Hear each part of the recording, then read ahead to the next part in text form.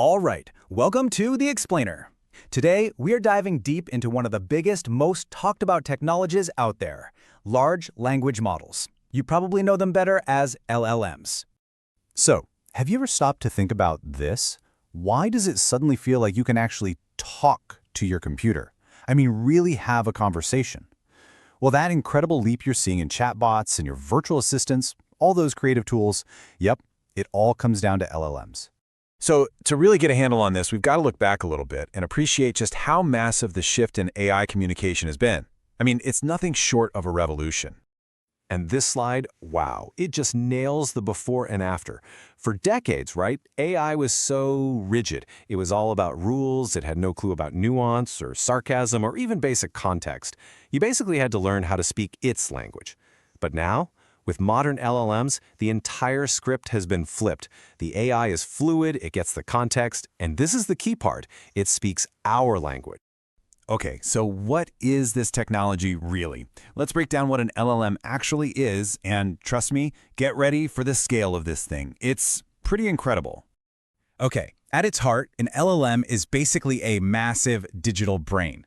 The technical term is a deep neural network, but just think of it as an AI that's been trained on a truly insane amount of text. We're talking pretty much the entire internet, countless books, articles, the whole shebang. And by just absorbing all of that, it starts to learn everything. The patterns, the grammar, the facts, and even the different ways we reason and argue. And when I say the scale is incredible, I'm not kidding. Just look at the money. We're talking about an $8 billion market as of late 2025. And it is growing at a mind-bending pace. So yeah, this is not some niche tech for hobbyists. This is a global economic force that is changing everything. And you can see just how mainstream this has become in the business world. I mean, a whopping 78% of organizations are already using LLMs. And they're using them for everything, from automating boring tasks to analyzing huge amounts of data, all to make things run faster and better. But look, it's not just about big business. Think about your own phone, right now. That little suggested reply in your email, or when your photo app can magically describe what's in a picture, that's an LLM at work. This tech is already baked into over 750 million applications. It is quite literally everywhere. So who's behind all this? Well, you've got a fierce race happening between the absolute titans of tech. You know the names: OpenAI, Google, Anthropic.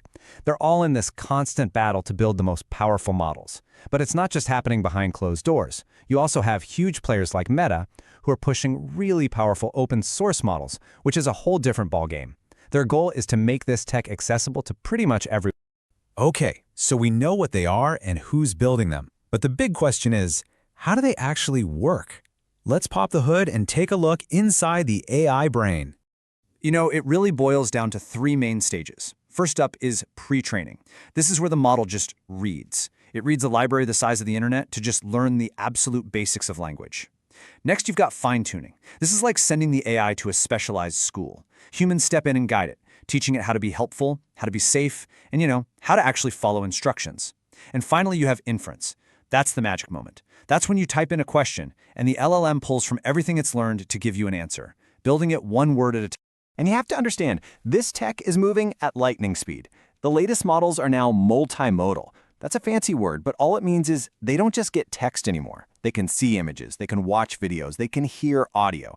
On top of that, they're getting way, way better at actual reasoning, tackling tough math and logic problems. And maybe the most important part, they're getting smaller and faster, which means we can pack all that power right into the devices we use every day. But, like any truly powerful tool, there are two sides to this coin. So we have to look at both the incredible promise of what these things can do and the very real dangers they bring to the table. Let's start with the good stuff, because the upside is huge. We're already seeing massive productivity boosts everywhere. People are automating everything from writing code to just drafting simple emails. And this new ability to analyze images and video, that's opening up worlds of possibilities we're just starting to explore. Plus, with powerful open source models out there for anyone to use, this tech is becoming available to everyone, not just the big companies.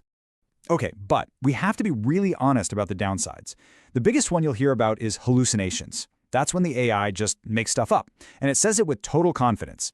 Then there's the cost. These things take a massive amount of computing power and energy to run.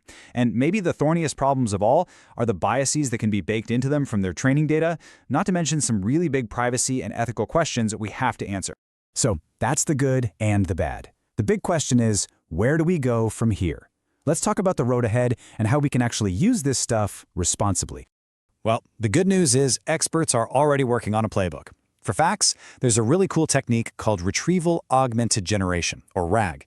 Basically, it forces the AI to check its work against real documents instead of just guessing from memory. For safety, it's pretty clear that having humans in the loop and strong content filters is just non-negotiable. And to make them better and fairer, it's all about fine-tuning these models for specific jobs and constantly checking them for bias. So what's the bottom line here? Look, large language models are a massive breakthrough, no doubt about it. They're already changing our world. But to really get this right, we have to be laser-focused on making them safer, more efficient, and making sure they align with our ethics. And really, that leaves us with the one critical question we all need to be thinking about.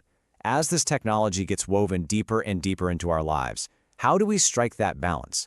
You know, the balance between unlocking all of its incredible power while still protecting our privacy and our safety. That's the real challenge ahead.